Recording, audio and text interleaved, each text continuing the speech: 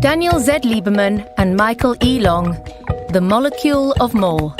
How a single chemical in your brain drives love, sex, and creativity, and will determine the fate of the human race.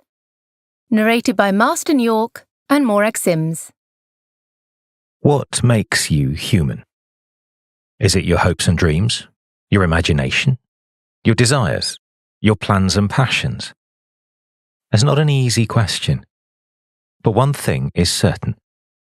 Whatever the answer is, it depends on one little molecule produced by your brain. Dopamine. Only 1 in 2,000 brain cells actually produces this miracle molecule. Yet the effects of this chemical on your thoughts and behavior are extraordinary. Dopamine governs every facet of human life, from addiction and recovery to falling in love, to madness and genius. These blinks combine the latest insights from psychology, neuroscience, and social studies to explore the powers and pitfalls of this incredible molecule.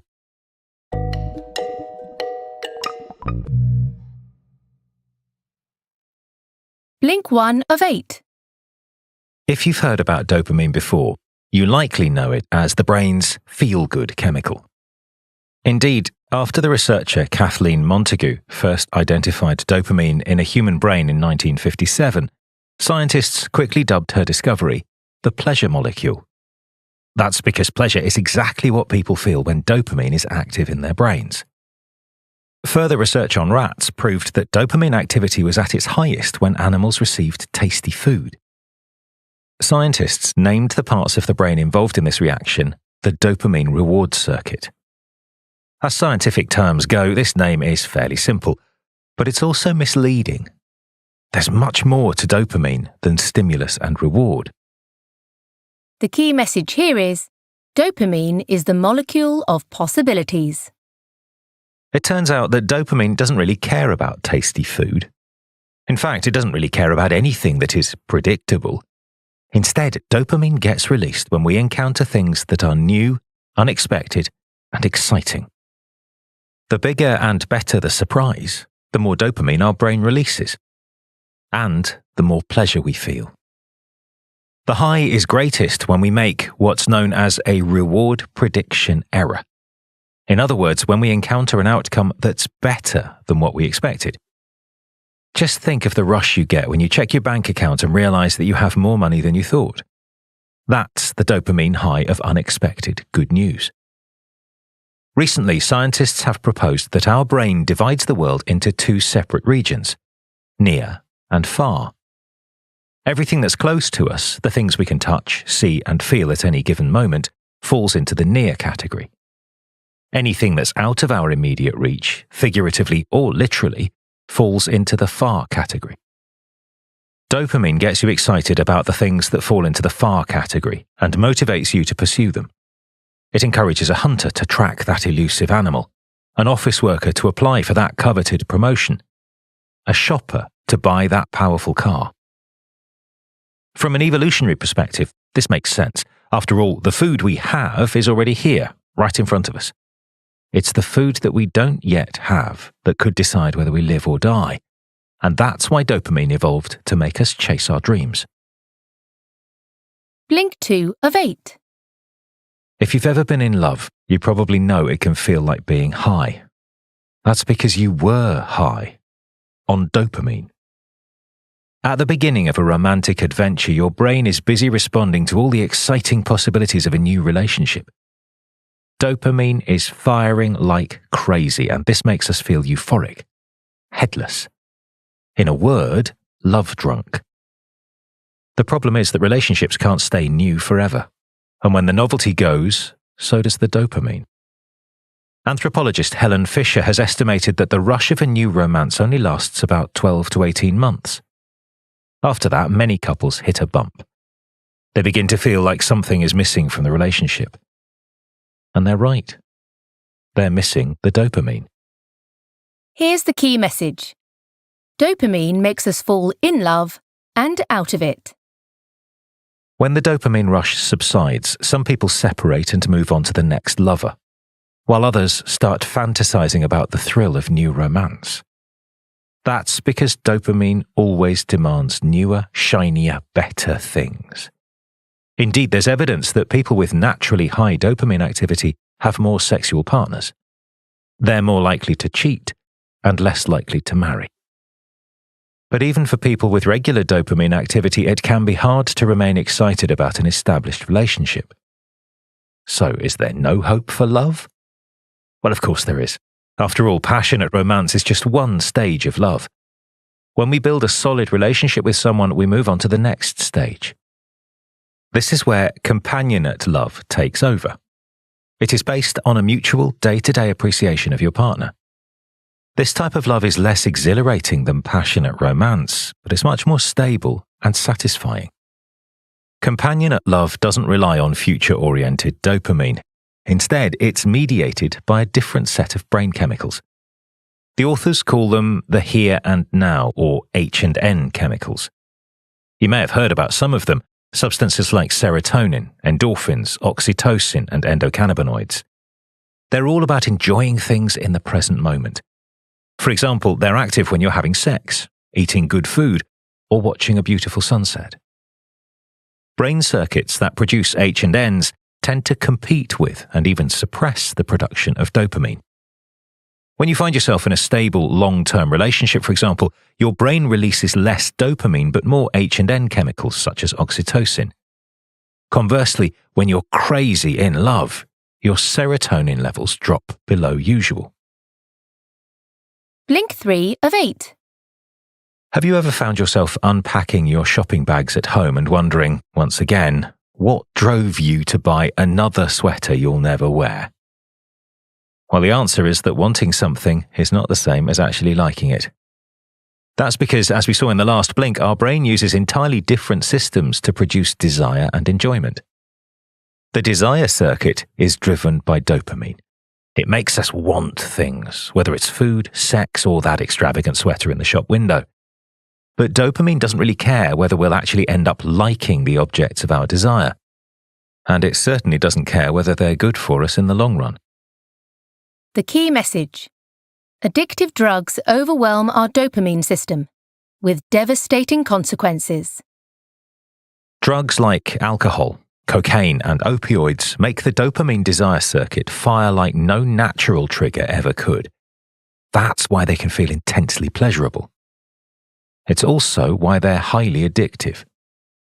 Unfortunately, when you push dopamine activity to unnatural highs, it's eventually bound to drop to unnatural lows. And that can feel so terrible that our brains go haywire. Against all reason, they cry out for another dopamine hit.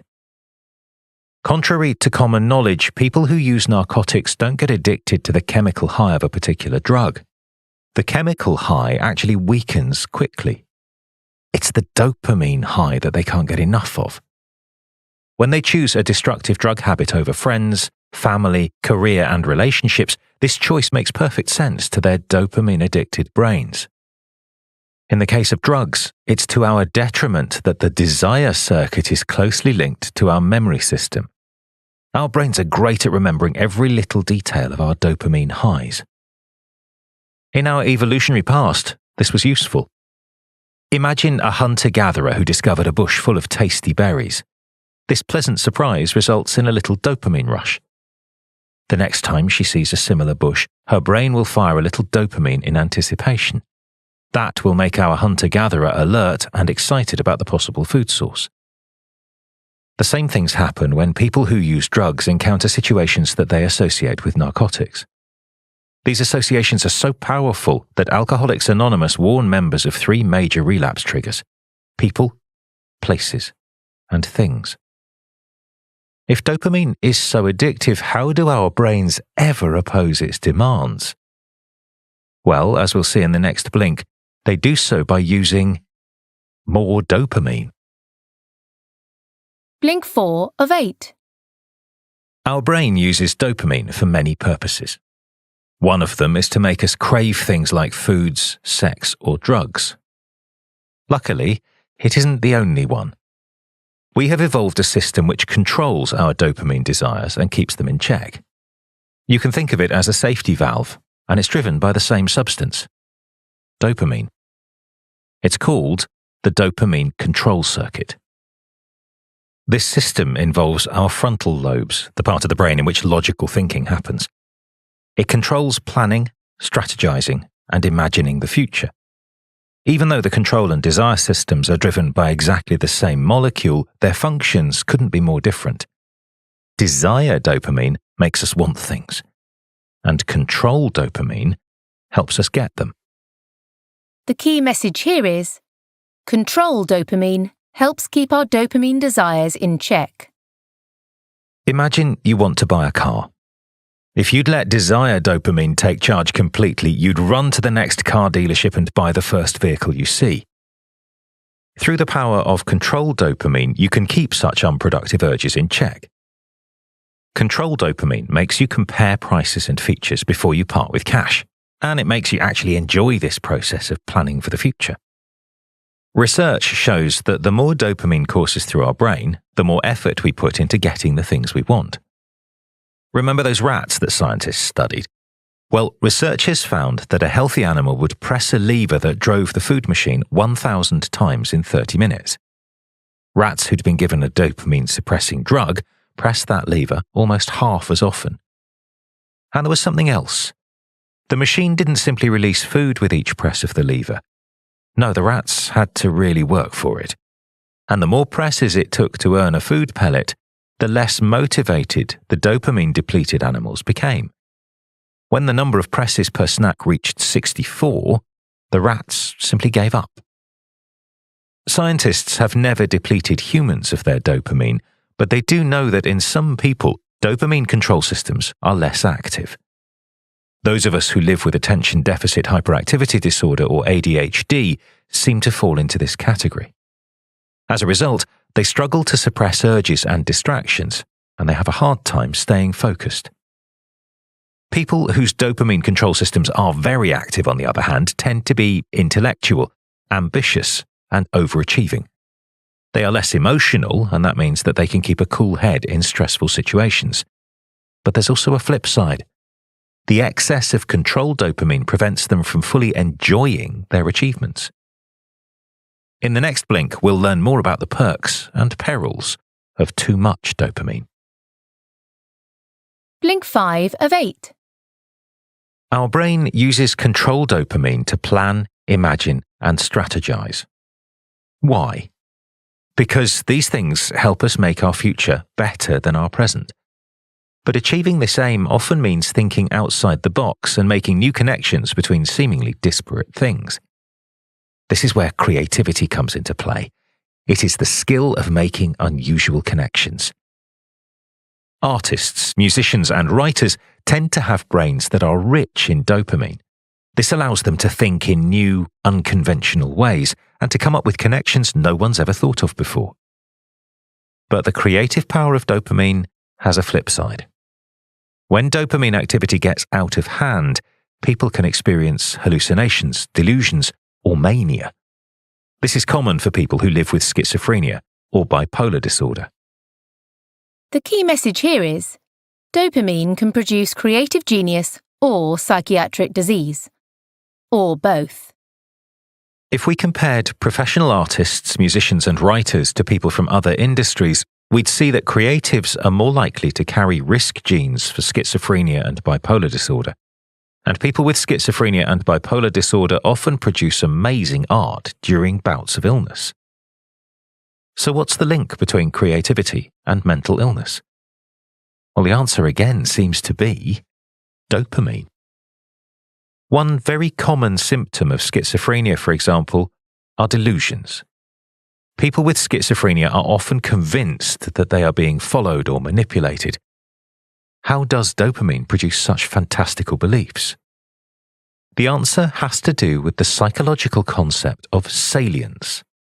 It describes the degree to which something feels important to us personally, as an individual. Dopamine is very good at producing salience. Remember the hunter-gatherer who discovered a bush of berries? The hungrier she is, the more dopamine will fire when she sees the bush. That dopamine will convince her that the berries are important for her survival. But when dopamine malfunctions, suddenly everything can seem super important. Imagine you're watching TV. A reporter is talking about the nuclear program. Suddenly, your salience dopamine fires and your brain forms a link. You are now convinced that this nuclear program really is of great relevance to you personally. Too much dopamine can convince people that seemingly random things are hugely relevant to them. This is the basis of schizophrenic delusions. Most of us actually have first-hand experience of dopamine's bizarre creative power. This chemical becomes very active when we're sleeping, and as a result, our dreams are often a strange hodgepodge of seemingly unconnected things. Blink 6 of 8. In 2002, researchers from the Virginia Commonwealth University published a study on personality and political beliefs. It seemed to confirm what most academics thought anyway. Liberals, the study found, tended to be generous and sociable.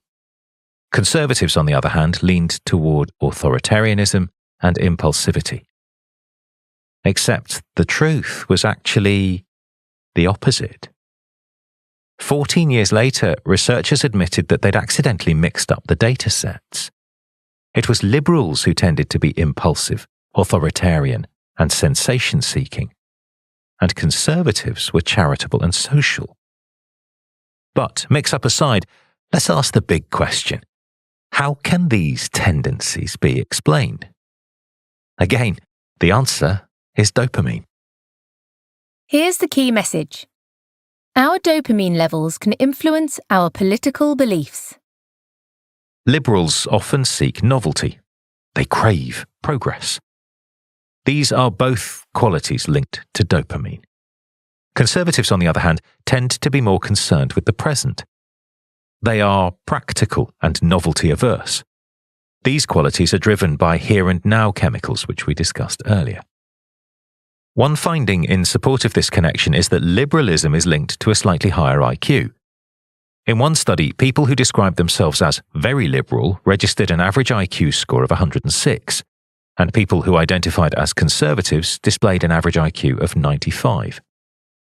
This doesn't mean that liberals are smarter, of course. An IQ test measures only one form of intelligence: abstract thinking. Like artistic creativity, it too is the domain of dopamine. The brains of conservatives seem to be more geared toward the here and now brain chemicals. Their minds tend to focus on what's in front of them. They value hands-on solutions over abstract plans, and they are more suspicious of change. This could explain why conservatives often oppose liberal policies that benefit the poor, but at the same time give far more money to charity. It could also explain why conservatives are more likely to get married and have less sex than dopamine-addled liberals. But the level of dopamine and H&Ns in our brain isn't always the same. Scientists and politicians know how to manipulate this. Many political campaigns, for example, promote conservative agendas by invoking fear, an intense H&N emotion that suppresses liberal dopamine. On the other hand, studies have shown that when people exercise dopamine-dependent abstract thinking, they become more open to liberal views. This shows that our political opinions, just like our brain chemistry, aren't set in stone. Blink 7 of 8. Dopamine makes us seek out new experiences. And the more receptors our brains have for this chemical, the stronger its effect is on our behavior. This explains why people with a certain version of DRD4, the gene that codes for dopamine receptors, tend to be more risk-taking, adventurous, and keen to learn new things. Worldwide, about 20% of people have this gene variation called DRD4-7R. But here's where it gets interesting. The distribution of this gene is very different from place to place. In North America, 32% of people carry it. But a staggering 69% of indigenous South Americans have this gene too. To find out why, let's go all the way back to the origin of the human species. The key message here is, dopamine allowed humans to conquer the world. Modern humans evolved in Africa about 200,000 years ago. Millennia passed before they began to spread out to the rest of the world. They reached Asia about 75,000 years ago, made it to Europe some 30,000 years later, and didn't settle into the last corner of North America until 14,000 years ago. When researchers compared these migration patterns to the distribution of the 7R gene variation, they found something astonishing. The further that human populations had ventured out of Africa, the higher the percentage of 7R among their people. It seems that humans who conquered the world benefited from increased dopamine activity. This makes sense. After all, being risk-taking and adventurous helps when you're heading out into the unknown. There's evidence that people in America have higher levels of dopamine than people in Asian or European societies. For example, the US has the highest rate of bipolar disorder in the world. It currently stands at well over 4% of the population. Bipolar disorder is a psychiatric condition that is directly linked to elevated dopamine activity. In Japan, a nation with almost no immigration, this condition only affects 0.7% of the population. So why is America so full of people with higher rates of dopamine? Well, maybe it's because the US is a nation of immigrants, people who were adventurous enough to make a journey into a new world. Indeed, outsiders often view Americans as overly optimistic, entrepreneurial, and restless. In the classic 19th century book Democracy in America, for instance, French author Alexis de Tocqueville dedicated a whole chapter to the fanatical enthusiasm of Americans. Blink 8 of 8. Dopamine is the source of our desires, our tenacity, our creativity, and even our political beliefs. For most of us, these are the qualities that make us, us. This means that of all our different brain chemicals, we identify most with dopamine. The curious thing is that dopamine makes up a pretty small portion of our brain chemicals. In fact, plenty of your character traits have nothing to do with dopamine. And yet, we often approach our life through a dopamine lens. This can be empowering. After all, dopamine makes us want more. It drives us forward.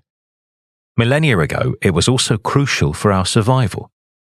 But in the modern world, more isn't always better, and forward isn't always the direction of happiness. The key message. Happiness means finding a balance between dopamine rushes and the serenity of here and now chemicals. Modern society encourages a way of life that's driven by dopamine.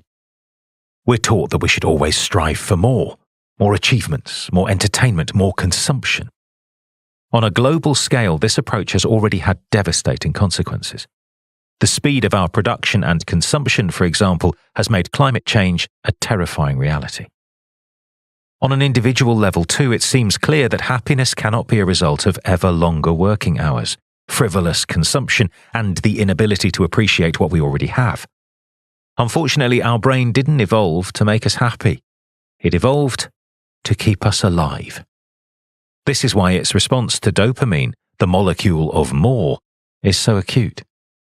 And it's also why happiness is a process that takes constant effort.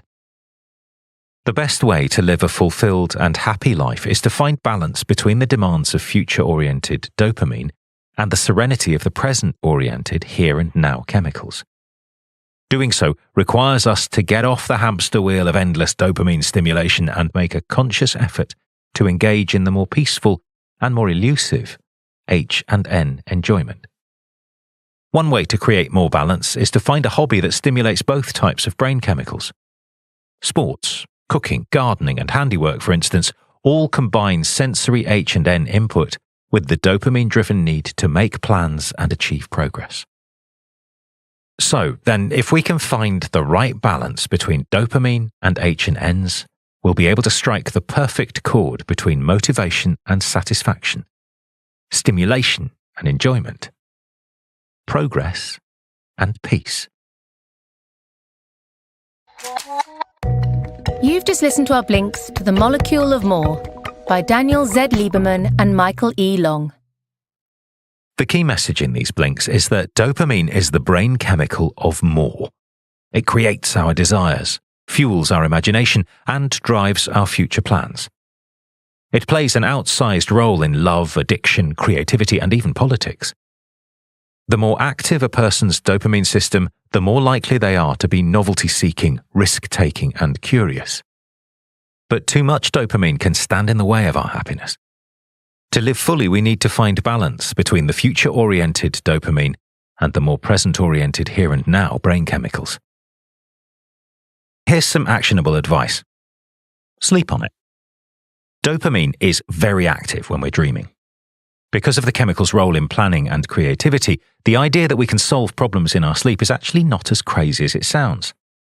Take the chemist Friedrich August Kekulé, for example. He claimed that his discovery of the chemical structure of benzene came to him in a dream. Sleep dopamine is something that can help you too. If you have a problem, spend some time considering it before you go to bed, and make sure that you have a pen and paper ready to write down your dreams once you wake up. It might be a couple of nights until you discover the dream solution to your real-life problem, but the answer just might be, well, the stuff of dreams. Well, before you leave, don't forget to subscribe to Books in Blinks and leave your thoughts in the comments section below. Also, check out the other titles in our playlist.